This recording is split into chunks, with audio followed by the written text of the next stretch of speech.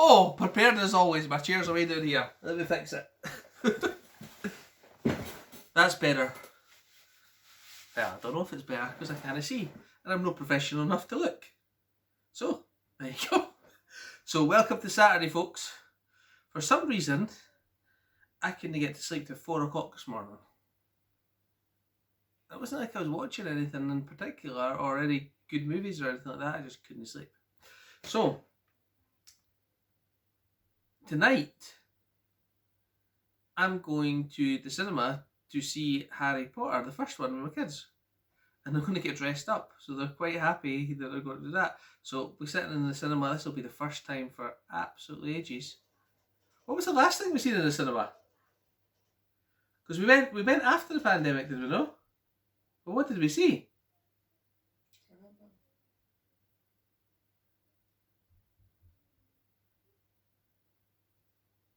I can't remember either.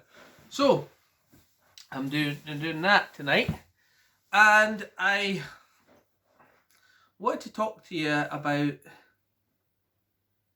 compulsion. What does compulsion mean? I actually don't know.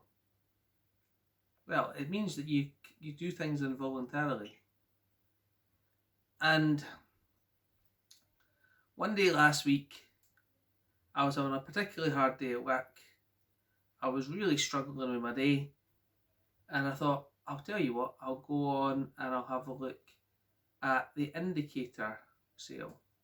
And I think it was just after a Man vs. Film live stream where I discovered that they were doing the...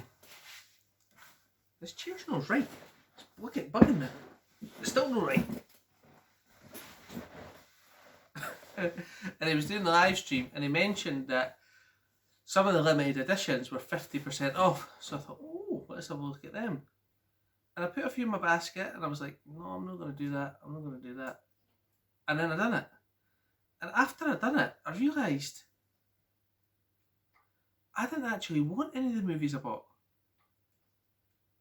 So why did I do it? Was it just because it caught me in a weak moment?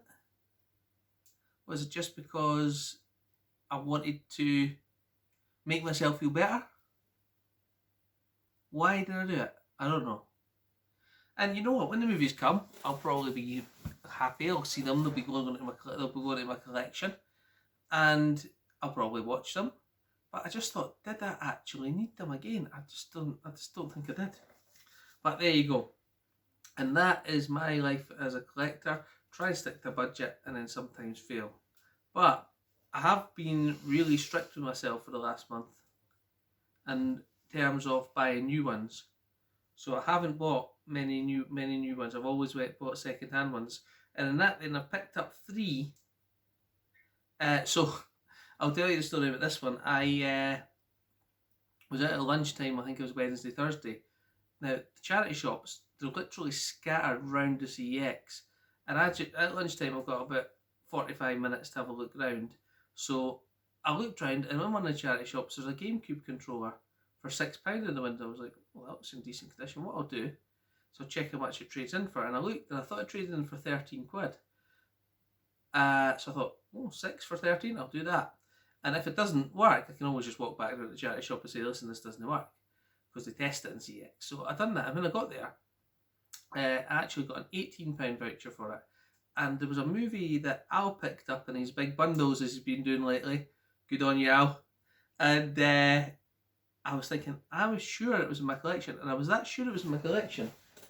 I've got the little trays here behind me.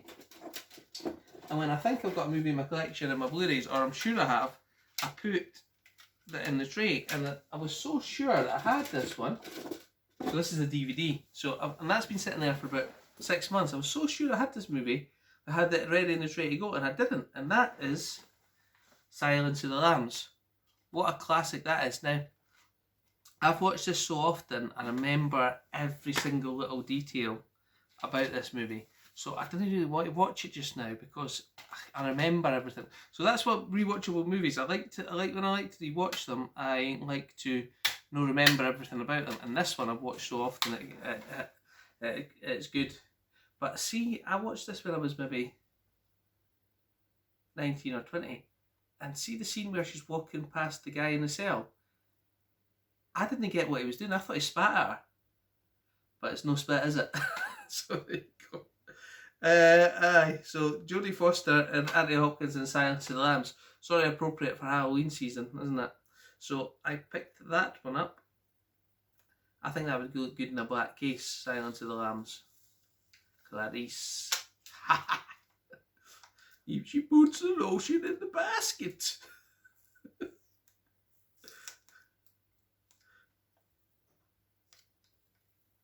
Yeah, just remember too much about that one. So, I picked that one up.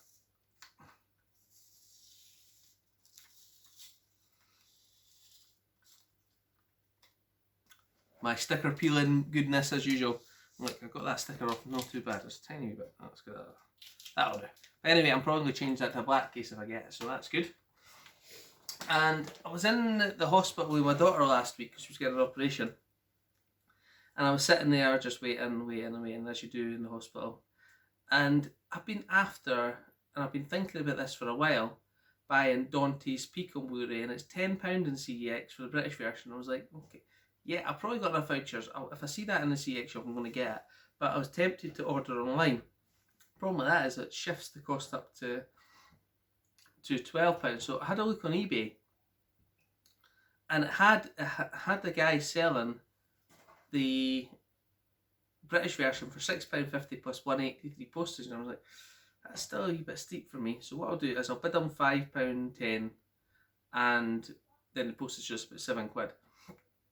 And I bid it, and he rejected it, and I was like, okay, fine. And then just as I was scrolling, it wasn't there the other day, I found the German version of Dante's Peak for Momox on their site for £5.33. So I thought, does it matter to me whether I've got the German version? Not if I'm going to keep it, it doesn't. But what it does matter is when you go to try and trade it in, and you can't really trade them in. So you could probably sell it on eBay easy enough. But I didn't do that. I just do it with CEX for less hassle. So Pierce Brosnan and Linda Hamilton. This is one of the movies very few movies she's in, isn't it? So I don't know how many she's in, but it's not very many, is it? It's Children of the Corn. I've only watched that halfway through. I really should watch that again. But I actually thought this was a decent disaster movie. Pierce Brosnan playing the volcanic expert that nobody believes, as usual. And I do want to get Volcano, but that's a really, really hard one to get. So Dante's Peak, I picked that up too. Yeah, and it has also got the German age rating there, but it came this way round, so I just left it, which is handy. So I thought I'd chance my luck, and I ordered this one. I've probably shown you, Rollerball, the remake with the guy from American Pie. And I was thinking, this sells for 12 in CX. Will I get away with trading it? It's a Danish release. It's got Danish writing on the back. But surely they can just put one of the age stickers on. But no dice. But I kept it, and I'm keeping it anyway. And it's a nice thin case and things like that. And I think I ordered another one, or I thought I did, and then I might have just forgot to do it. Yep. So that's Rollerball. And another one I've seen. See, this is what happens in the YouTube community. I've seen Jason movies and TV picking this one up in cash converters for a £5. I'm like, I've not got that movie. I really enjoy that movie. How have I not got that? And it turns out it's out of print, and in CEX it's like £18. So I thought, even with vouchers, £18 is a lot.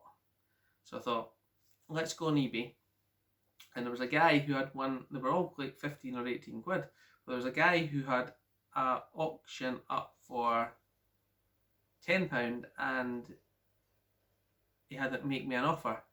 So I made him an offer, and he said, actually I can't accept that because if I end my auction early, eBay gave me some kind of penalty. I'm like, okay, fine. He says, but if I relist it and or change the starting price to the price you want, you can bid on it and see how you get. And nobody else bid, so I got it. And that was Lost in Space. I actually really enjoy this movie. I think it gets it did get a lot of hate when it came out.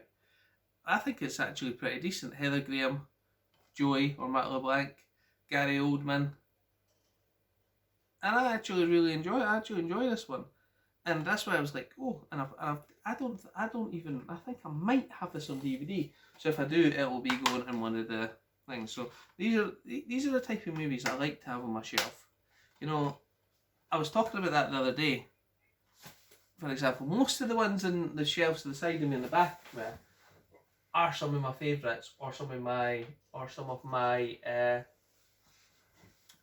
you know, boutique label titles. Maybe not necessarily my favourites, but they look good. So that's why they're on these shelves. For example, let's have a look.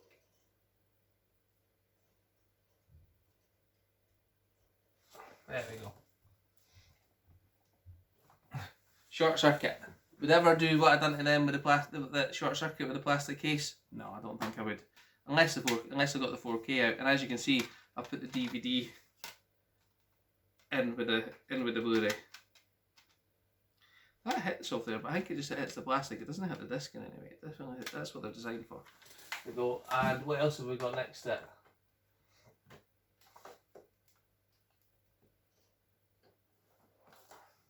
Yeah, Deep Impact. Another movie that I find extremely rewatchable. I should put that beside Armageddon because I usually watch them both at the same time.